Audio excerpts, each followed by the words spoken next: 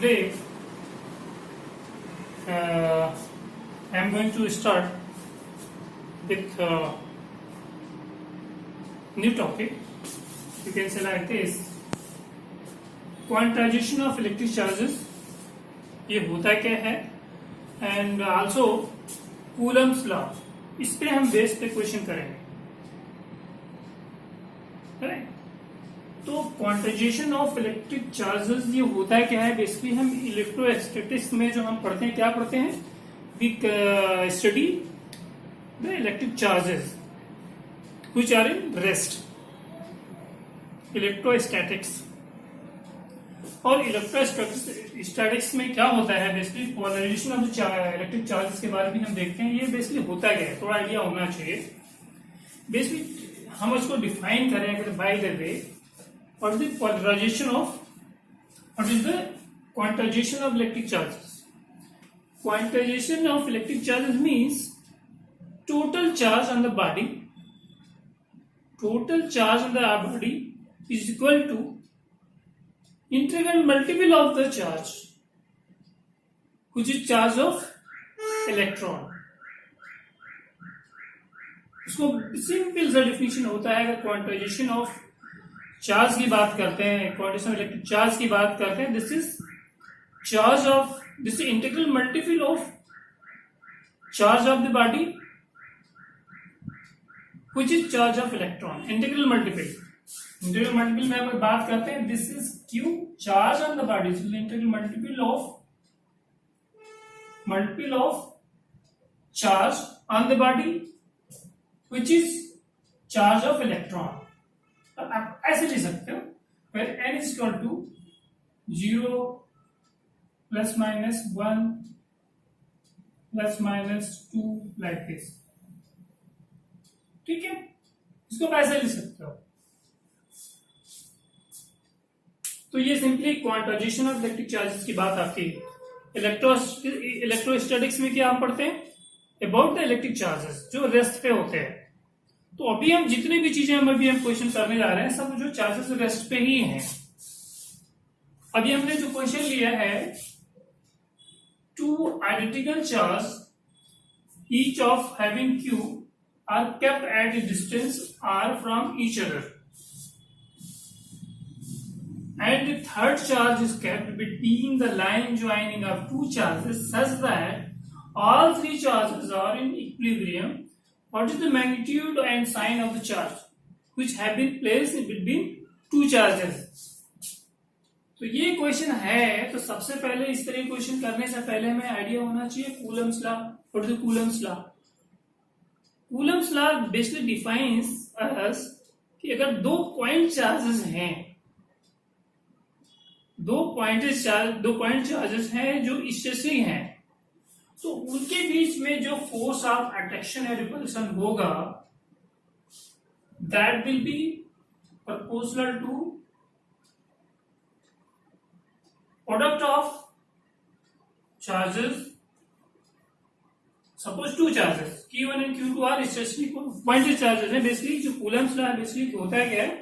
This is valid for only point charge, right. तो point charge अगर बात करते हैं, तो उनमें अगर दोनों स्टेशनरी पोजीशन पे हैं, ला तो हम डिफाइन क्या करेंगे? अगर force of attraction between two charges who are which are being placed in any medium, so that will be equal to product of two charges divided by distance between two charges. उनका square होगा. इस तरीके से हम इसको हम ऐसे भी लिख सकते हैं, F equal to K into Q1 Q2 upon R square. मतलब ये जो Q1 और Q2 है, दोनों पॉइंट चार्जेस हैं, बहुत छोटे चार्जेस हैं. इनका जो अगर हम वैल्यू साइज दें, उन्हीं को हम पॉइंट चार्ज कहेंगे. इनकी जो साइज होगी, अगर किसी मीडियम में रखें, तो उनका जो, अगर उनके डिस्टेंस से जो बहुत कम होना चाहिए, इनके बीच में जो डिस्टेंस होगा उससे बहुत कम होना चाहिए, तभी उसको पॉइंट चार्ज कहेंगे. ठीक है, तो ये हो गया हमारा Coulomb's law. Coulomb's law basically यही कहता है कि अगर दो पॉइंट चार्जेस हैं, ठीक है, दो क्या नाम है पॉइंट चार्जेस है किसी मीडियम में रखे हुए हैं जो इसेस्ट्री हैं, तो उनके बीच में जो फोर्स ऑफ अट्रैक्शन या रिपल्सन होगा that will equal to K into Q1 Q2 upon R square. This is what is K is the electrostatic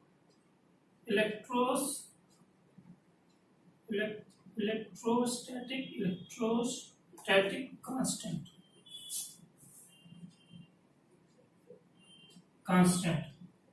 of medium.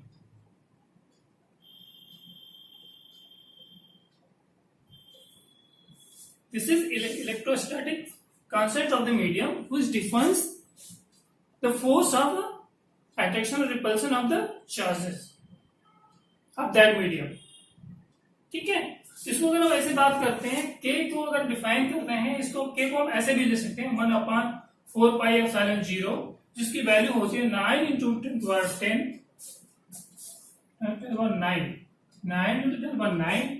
Newton metre square minus coulomb. अगर हम इसकी बात करते हैं तो newton metre square divided by मतलब coulomb minus coulomb है ना, तो दिस वन, इसी से इसको वैल्यू निकाल लेंगे तो आपको आइडिया हो जाएगा। तो सिंपली कूलम्स लॉ के बारे में हमें देखना चाहिए, हमेशा माइंड में होना चाहिए पॉइंट चार्ज पे ही लगता है। It could be force of attraction और रिपल्सन। ठीक है, तो ये हमेशा थोड़ा सा आइडिया मैंने दे दिया है, उसी बेस पे हमारा क्वेश्चन ये कहता है। ठीक है, इसमें कोई कंफ्यूजन नहीं होना चाहिए कि what is Coulomb's law. Coulomb's law basically this is force of attraction or repulsion between 2 point charges which are being placed at a distance, some distance. ठीक है, तो दोनों जो पॉइंट चार्ज होंगे उनकी जो फोर्स लाइन ज्वाइनिंग होंगे, force of जो अट्रैक्शन या रिपल्सन होगा तो line joining of two charges which are being placed in some medium. तो आइडिया होना चाहिए। तो ये हमारे पास टू आइडेंटिकल चार्ज ईच, इनका दोनों का चार्जेस क्यू है केप्ट दिस डिस्टेंस। सपोज दोनों चार्जेस है, सपोज दिस वन है, एक ए पे रखा हुआ है और दूसरा जो है यहां रखा हुआ है, दोनों पे चार्जेस क्यू है, this is Q and this Q, this is point C. इनके बीच में जो डिस्टेंस है this is R, and when you are being asked if third charge is being kept the line joining between two, suppose third charge हमारा जो रखा गया यहाँ, this is B, जो from point A से x डिस्टेंस पे है और कहता है कि ये इक्विलिब्रियम कंडीशन में है, राइट। तो इक्विलिब्रियम कंडीशन में ये चार्ज तब होगा मतलब फोर्स ऑन बी चार्ज जो है, सपोज ये क्यू है, फोर्स ऑन बी चार्ज जो भी इसकी वजह से लगेगा और force on B charge due to C इसकी वजह से लगेगा, दोनों इक्वल एंड अपोजिट होना चाहिए तभी इक्विलिब्रियम कंडीशन में रह सकता है, इजंट इट। अगर सपोज ये इश्यू पर आने की अट्रैक्शन करता है तो रिपल्सन करेगा। लाइक ये आप ऐसा कर सकते हैं K into Q upon X square, force on B due to A equal to force on B due to C, K Q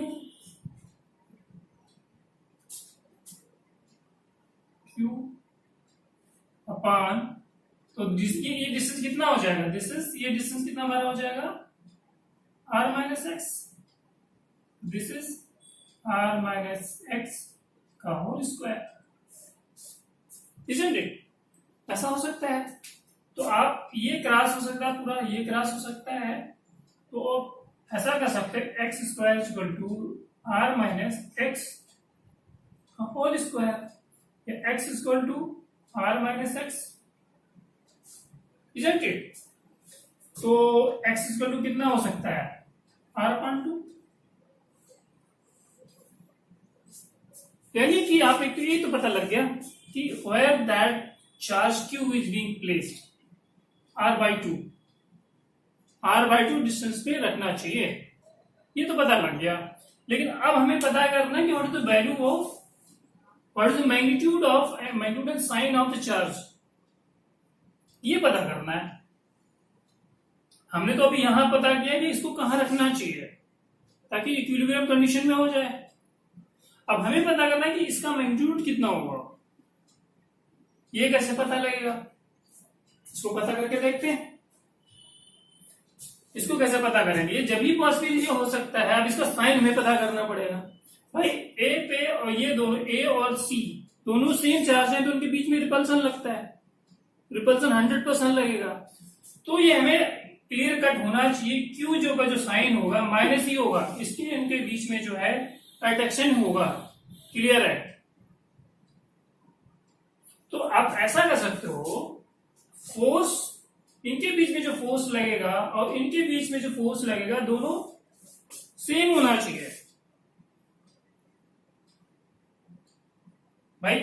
इनके भी अगर ये माइनस होगा तो इनके फोर्स ऑफ अट्रैक्शन इसमें लगेगा, फोर्स ऑफ अट्रैक्शन इसमें लगेगा भाई। ये माइनस पे हो जाएगा तो इनके फोर्स ऑफ अट्रैक्शन लगेगा, इजंट इट। इनके बीच में जो फोर्स ऑफ जो अट्रैक्शन जो लगेगा और इनके बीच में जो फोर्स ऑफ रिपल्सन लगेगा दोनों बराबर होना चाहिए। आप कह सकते हो अगर ये Q का जो साइन माइनस होगा तभी ये पॉसिबल हो सकता है कि ये इक्विलिब्रियम कंडीशन में जब हो सकता है force of attraction between charge A and charge B equal to force of repulsion between A and C, तभी ये पॉसिबिलिटी हो सकती है। तो आप इसको सॉल्व करके देख लो। आप K into force of attraction between charge A and B कितना हो जाएगा, Q इंटू Q अपॉन ये कितना है, दिस इज x², तो इसको r/2 लिख सकते हो नहीं, क्योंकि आप निकाल चुके हैं वैल्यू को, equal to K force of repulsion Q into Q divided by r²। तो ये Q तो क्रॉस हो सकता है, ये K क्रॉस हो सकता है, तो Q upon r² upon 4 equal to Q upon r², isn't it. तो आप Q की वैल्यू r² क्रॉस हो सकता है, Q equal to Q upon 4 हो सकता है। इसका मैग्नीट्यूड जो होगा बेसिकली चार्ज का जो ये मैं इस पे इसका जो मैग्नीट्यूड होगा इन दोनों चार्ज के बाय 4 होगा। तो ये क्लियर, आपके पास इस तरीके से क्वेश्चन बहुत अच्छे होते हैं, क्लियर कट होते हैं, नो डाउट टफ नहीं होते, तो बस थोड़ा सा आइडिया होना चाहिए किस किस चार्ज के बीच में इक्विलिब्रियम कंडीशन लाने के लिए कि फोर्स ऑफ अट्रैक्शन होगा या रिपल्सन होगा, ये थोड़ा माइंड में क्लियर कट होना चाहिए।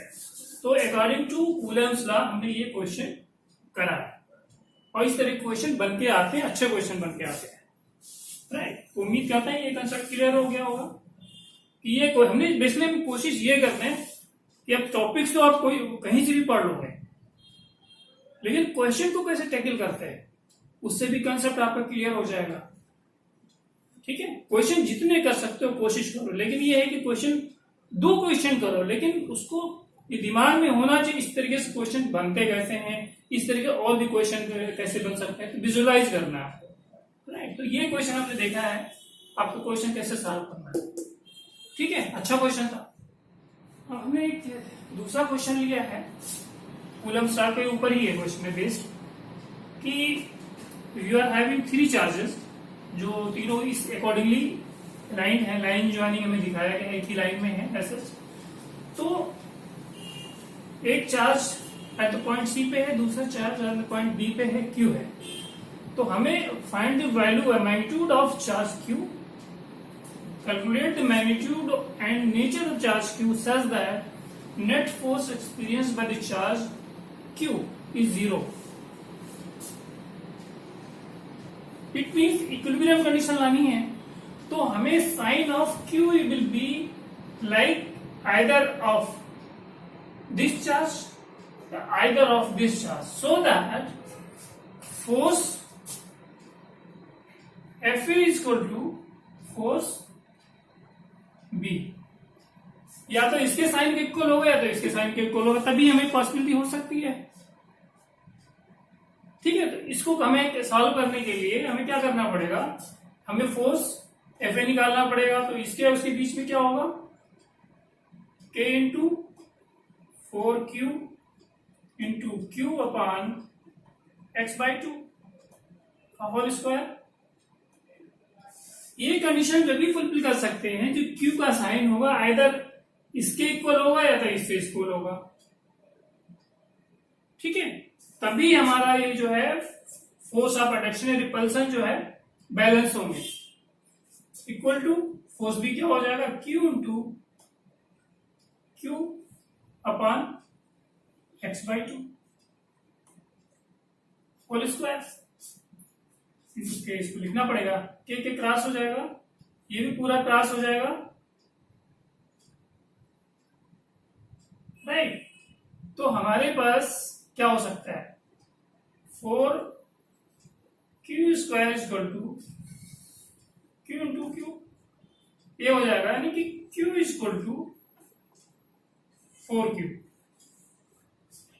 Magnitude of charge this one will be this. ठीक है, ऐसा होगा. तो ये हमारे पास निकल के आ गई, इसकी क्या वैल्यू आ गई, दिस वन. ठीक है, जो आपको पूछा गया calculate the magnitude nature of charge Q such that net force experience by the charge Q is 0. इतनी मैग्नीट्यूड होना चाहिए चार्ज इसकी. ठीक है, तो इस तरह के क्वेश्चन करने के लिए हमें ऐसे भी करने होंगे. अगर कूलम लॉ का अगर वेक्टर फॉर्म में यूज करते हैं तो उस पे अगर बेस कोई क्वेश्चन करते हैं तो हम कैसे करते हैं, हमें आइडिया होना चाहिए कि कूलम लॉ का जो वेक्टर फॉर्म हमारा कैसा होता है. सपोज दो पॉजिटिव चार्जेस हैं, एक दूसरे के ऊपर रिपल्सन का हो रहा है. दिस इज पॉजिटिव चार्जेस, दो पॉजिटिव चार्जेस हैं तो इन पे रिपल्सन लगेगा. तो ऑन चार्ज Q1 पर जो फोर्स लगेगा इस तरीके से होगा.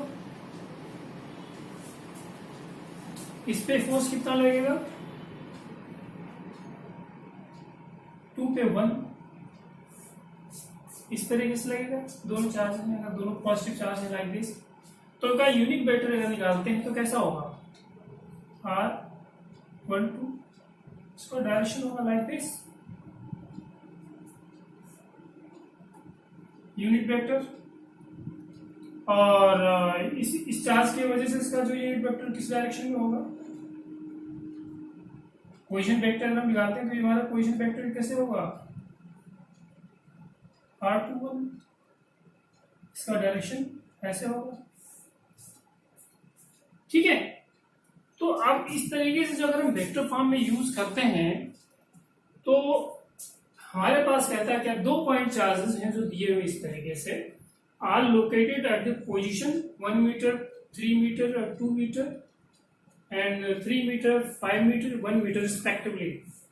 Find 1, 2 force on 1 charge due to 2, force on charge 2 due to 1. इस तरीके के क्वेश्चन हमें सॉल्व करना है तो कैसे करेंगे.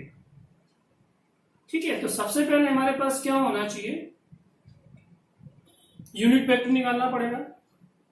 हमारे पास जो वेक्टर फॉर्म का फॉर्मूला है, अगर कूलम्स का यूज करते हैं 1/4 पाई एप्सिलॉन 0 Q1 Q2 अपन R12.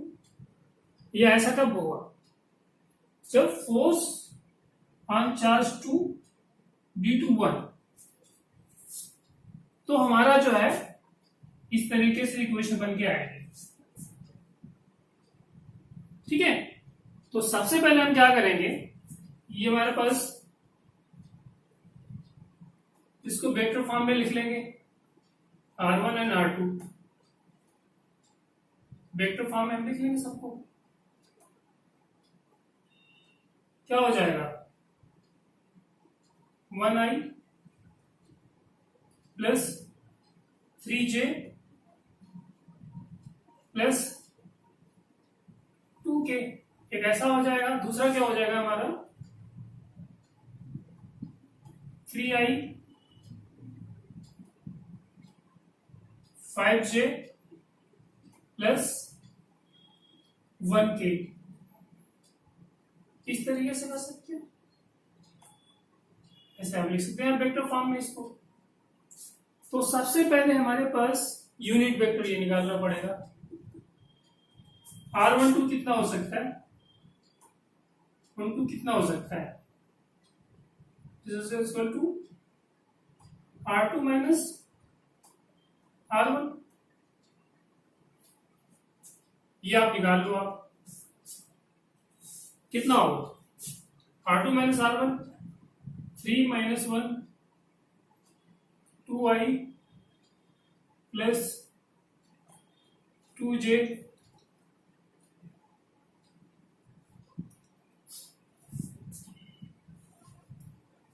माइनस के, ऐसा हो जाएगा, इजंट इट।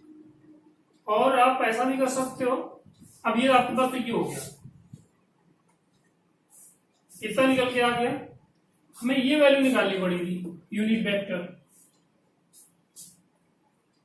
तो अब हमें ऐसा कर दें 1 2 इसका मॉड ले लेंगे तो कितना हो जाएगा, इसका मैग्नीट्यूड निकाल लेंगे तो this is 2 square plus 2 square plus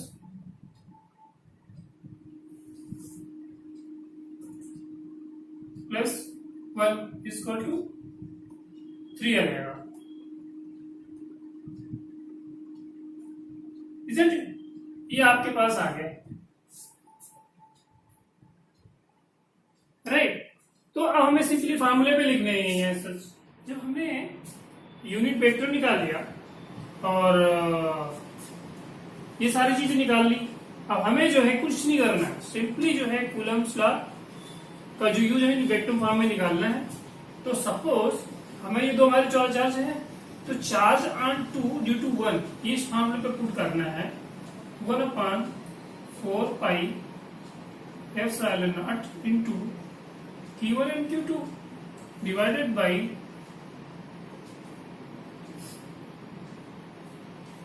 whole square of this one unit vector 1 2 force on charge 2 due to 1 निकाला हमने, ये हमारा यूनिट वेक्टर हो गया। बहुत मुश्किल नहीं है, सिर्फ हम अगर वैल्यू पुट करते जाएं, this is 9 into 10 to the 9 into charge तो दोनों कितने 5 into 10 to the power minus 6 into 3 into 10 to the power minus 6 divided by mod of this one. ये कितना हमारे पास है 3, ये 3 तो 9 हो जाएगा इंटू वेक्टर हमने निकाल लिया है this one 2i plus 2j minus k, ये डिवाइडेड बाई 3 क्योंकि यूनिट वेक्टर हम कैसे निकालते हैं आइडिया होना चाहिए, इसे हमने निकाल लिया, डिवाइडेड बाई इसको मॉड निकाल लिया आपने, ये क्रॉस हो जाएगा, ये क्रॉस हो जाएगा, ये हमारे पास आ जाएगा 5 into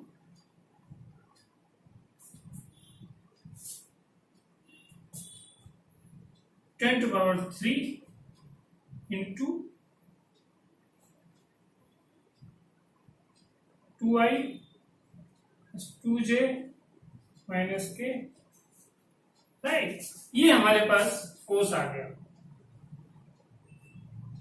force on second charge due to 1। अब इसी तरीके से force on first charge due to 2 second charge, वो इक्वल टू कितना हो सकता है माइनस, ऐसा हो सकता है।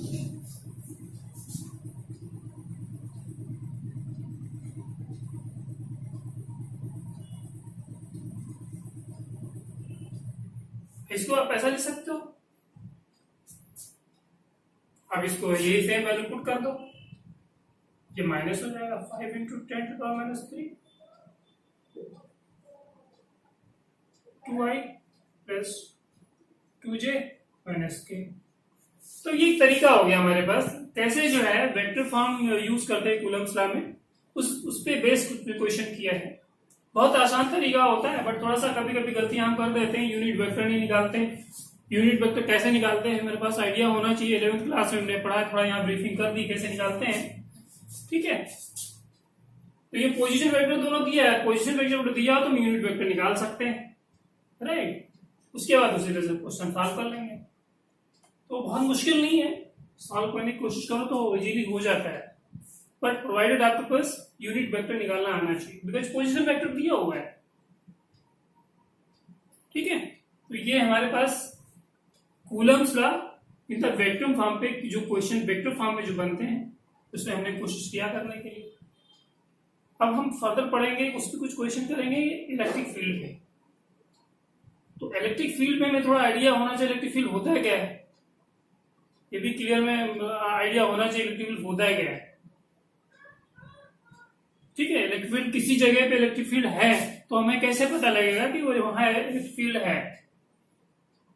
तो उस जगह को पता करने के लिए हमें बेस्ट तरीका ये होता है, जो चार्ज पार्टिकल है, जो चार्ज पार्टिकल है उसके जो है किसी डिस्टेंस पे कोई हम टेस्ट चार्ज रख देते हैं।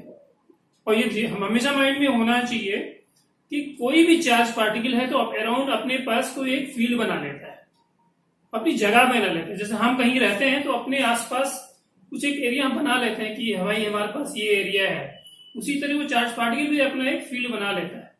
अगर कोई जो यूनिट चार्ज हो या टेस्ट चार्ज कर सकते हो उस पे अगर आने की कोशिश करेगा तो अपोज करेगा, आने नहीं देगा। तो कहने का मतलब वही जो है जो फोर्स लगाता है उस टेस्ट चार्ज पे, ठीक है। अगर फोर्स लगाता है उस टेस्ट चार्ज पे तो माइंड में होना चाहिए कि वहां फील्ड है, ठीक है। तो ये थोड़ा हमारे पास आइडिया होना चाहिए कि फील्ड की परचेज हम कैसे निकालते हैं, ठीक है। उस पर हम क्वेश्चन करेंगे अभी फर्दर, ये थोड़ा आप नोट कर लो। नाउ अब हम एक क्वेश्चन मैंने लिया है इलेक्ट्रिक फील्ड के ऊपर।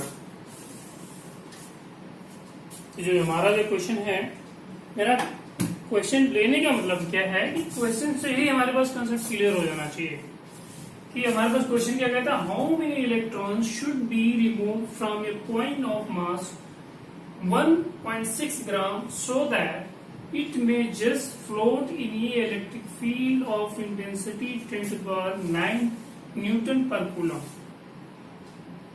तो सबसे पहले हमारे पास जैसे हमें पता है कि आप पढ़ चुके होंगे, कहीं से तो पढ़ा ही होगा, बट थोड़ा सा हम जब न्यूमेरिकल्स लेते हैं तो हम कोशिश यही करते हैं कि थोड़ा ब्रीफिंग दे दे कि क्वेश्चन को कैसे टैकल करते हैं। और वो चीज जो हमने यूज किया बेसिकली वो है क्या, बेसिकली इलेक्ट्रिक फील्ड होता है क्या है। इलेक्ट्रिक फील्ड किसी जगह पे हमें कैसे पता है इलेक्ट्रिक फील्ड वहां है या नहीं है, तो डिफाइन तो कर दिया, लेकिन अगर हम क्वांटिटेटिवली अगर हम उसको डिफाइन करते हैं, this is electrostatic force per unit test charge vanishing. ये जो टेस्ट चार्ज होना चाहिए इतना स्मॉल होना चाहिए जो जहां हम टेस्ट कर रहे हैं उसके ऊपर इफेक्ट ना करे। इसलिए जो हम इस तरीके लिखते हैं electric field equal to limiting Q0 equal to 0, ये वैनिसिंग होना चाहिए, मतलब इसका इफेक्ट जहां हमें पता करना है कि वहां इलेक्ट्रिक फील्ड है या नहीं है, तो हमें इस तरीके से कंडीशन डालनी पड़ेगी, limit Q0 equal to 0, this is vanishing, यानी ये इतना कम होना चाहिए कि इसका इफेक्ट जो टेस्ट चार्ज हमारा है वो जहां हमें फील्ड पता करना है उस पर्टिकुलर फील्ड पे इफेक्ट ना करे, राइट। तो ये हमारे पास ये फार्मूला होना चाहिए, इसलिए हम ये फार्मूला यूज करते हैं। लेकिन अगर उसको क्वांटिटेटिवली अगर हमें डिफाइन करना है तो हमें ऐसा लिखना चाहिए इलेक्ट्रिक फील्ड को कि हमारा जो टेस्ट चार्ज इतना कम होना चाहिए कि that should not affect on the existence of electric field, ठीक है। तो ये हमारे पास फॉर्मूला होना चाहिए। तो हमारे पास क्वेश्चन क्या कहता है, how many electron should be remove from A point of mass 1.6 gm so that it may just float in electric field of intensity 10 to the power 9 Newton पर कूलम। तो इलेक्ट्रिक, ये हमारे पास तो इलेक्ट्रिक फील्ड तो दिया हुआ है, तो इलेक्ट्रिक फील्ड के वजह से जो फोर्स कॉइन के ऊपर लगना है, अगर सपोज कहता है क्या है, दिस इज कॉइन है, इसका वेट नीचे की तरफ काम करेगा। अब कहता है क्या है कि how many electron should be remove from a coin of mass this one so that it may just float he float करता रही है। तो जो फील्ड के वजह से जो है फोर्स लगेगा वो अपवर्ड लगेगा, फील्ड की वजह से फोर्स लगेगा वो अपवर्ड लगेगा, वही तो हमारे इस वेट को बैलेंस करेगा कॉइन को।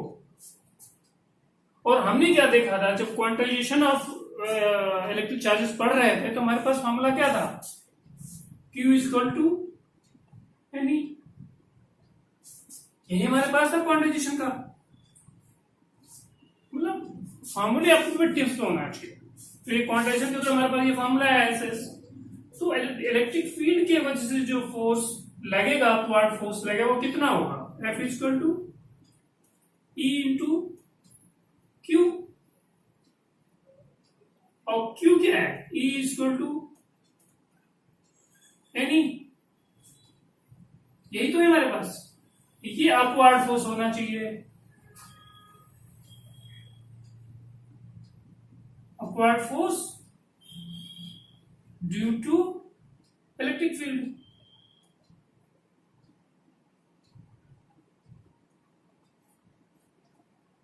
भाई जहां भी चार्जेस हैं तो वहां इलेक्ट्रिक फील्ड तो जनरेट होगा ही होगा, तो ये चीज हमारे पास होगा। और ये किसको बैलेंस करेगा, क्वांटाइजेशन वाला फंडा क्लियर होना चाहिए। और यही जो है, जब हम क्या कहते हैं, जो चार्ज की वजह से जो फील्ड हो जनरेट होगा वही तो अपवर्ड फोर्स लगाएगा, वो अपवर्ड फोर्स को बैलेंस करेगा mg को। तो अपवर्ड फोर्स कितना हो जाएगा E, अब इसको आपके पास ये आ ही गया है, E into n equal to mg। तो n की वैल्यू पुट करना है, n equal to mg upon E into E, सबकी वैल्यू पुट कर दो, जो आपका जो वैल्यू आ जाए वो आपका जो है नंबर ऑफ इलेक्ट्रॉन्स आ जाएंगे। ठीक है, मतलब क्वेश्चन बहुत टफ नहीं था, न्यूमेरिकल बेस्ड क्वेश्चन था, लेकिन जो सॉल्व करने से पहले हमारा पिछला जो है फंडा क्लियर होना चाहिए, राइट। और अभी हमने जो इलेक्ट्रिक फील्ड पे क्वेश्चन करे, थोड़ा इजी क्वेश्चन मैंने दिया है, थोड़ा फंडे क्लियर हो जाए। इसी तरीके से कई क्वेश्चन बनते हैं, no doubt, because this is electric field और ये जो ये इलेक्ट्रिक फील्ड है, इसलिए दिस इज वेक्टर क्वांटिटी, इसका जो डायरेक्शन होता है फोर्स ये डायरेक्शन में होता है, ये माइंड में होना चाहिए। अभी तो हमने जो है क्या किया, इलेक्ट्रिक फील्ड अभी जनरेट किया है पॉइंट चार्ज के ऊपर। अभी कई चीजें इसमें टफ क्वेश्चन आगे बढ़ेंगे, जब चार्ज का डिस्ट्रीब्यूशन कई तरीके से हो सकता है, तो क्वेश्चन बहुत अच्छे अच्छे बनते हैं। अभी तो सिंपल से क्वेश्चन है ये, सच, राइट। अब एक और क्वेश्चन लिया हमने, an electron moves A distance 6 centimetre when accelerated from the rest by the electric field of the state 2 into 10 of 4 Newton per coulomb. Find the time of travel. Right? तो इस तरह question करने के लिए थोड़ा सा हम आपको ब्रीफिंग दे दें कैसे क्वेश्चन करते हैं, समझने की कोशिश करो। इसमें क्या है, an electron moves A distance 6 centimetre when accelerated from the rest by electric field. तो इलेक्ट्रिक फील्ड जो है, इलेक्ट्रॉन के ऊपर फोर्स लगाता है, तो हमारे पास रिलेशन क्या होता है, फोर्स इक्वल टू क्या होता है, E इंटू Q, राइट। ये हमारे पास ये है कि इलेक्ट्रिक फील्ड का रिलेशन हमारे पास ये है, भाई इलेक्ट्रिक फील्ड ही इसके ऊपर यानी जो फोर्स लगा रहा है, तो ये इलेक्ट्रिक फील्ड का फोर्स हो गया, this is force due to electric field, ये हमारे पास रिलेशन होना चाहिए। और अब क्या है, जब फोर्स लगा है तो यहाँ एक्सेलरेशन डेवलप हुआ है, तो इसको क्या लिख सकते हो, एम ए लिख सकते हो इंटू ई जी ई क्यू। तो यहां से आप जो है एक्सेलरेशन निकाल सकते हो, E Q upon M, isn't it, कोई मुश्किल नहीं है, इजिएस्ट वे था सच। इलेक्ट्रिक फील्ड की वजह से फोर्स लगा हमारे पास, ये रिलेशन हो गया। और एफ की जगह पे एम ले सकते हो, जो एक्लेशन डेवलप हुआ है, तो a equal to what, e Q upon m, ये हमारे पास रिलेशन आ गया। तो पूछता है time of travel, time of travel पूछता है, तो कहता है इलेक्ट्रॉन मूव से डिस्टेंस 6 सेंटीमीटर, तो एस इक्वल टू हमारे पास एक हमारा रिलेशन जो होता है u t plus half a t square, initially u था 0, अब यहां से क्या निकाल सकते हो, a equal to what, sorry t निकालना है आपके पास ना, तो t square equal to 2s upon A.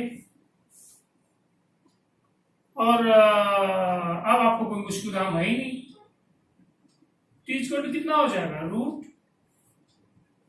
2s upon ए।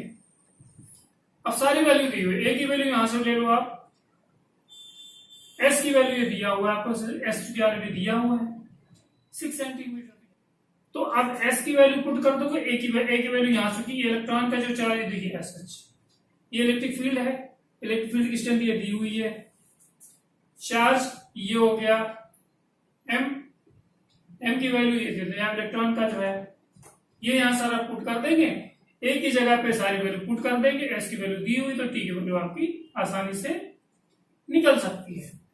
हमें थोड़ा आइडिया ये दिया है, ये क्वेश्चन लेने से पहले ये है कि ये तो बहुत छोटा सा क्वेश्चन है, छोटे क्वेश्चन को कैसे हमने इसको जज करना है, कैसे फॉर्मूले को यूज करना है, ठीक है। और ये इजीली थोड़ा कैलकुलेशन होता है, तो कैलकुलेशन जितना इजी इसमें कर सकते हो कर लो, प्रोवाइडेड आपके फंडे क्लियर होना चाहिए, स्टूडेंट की फॉर्मूले में हर चीज की वैल्यू कहां से कैसे यूज करेंगे, ठीक है। तो ये भी अच्छा क्वेश्चन है, नो डाउट एमसीक्यू में हो सकता है, नहीं तो बोर्ड में तो आ ही सकता है, इस तरह क्वेश्चन बनते हैं, ठीक है।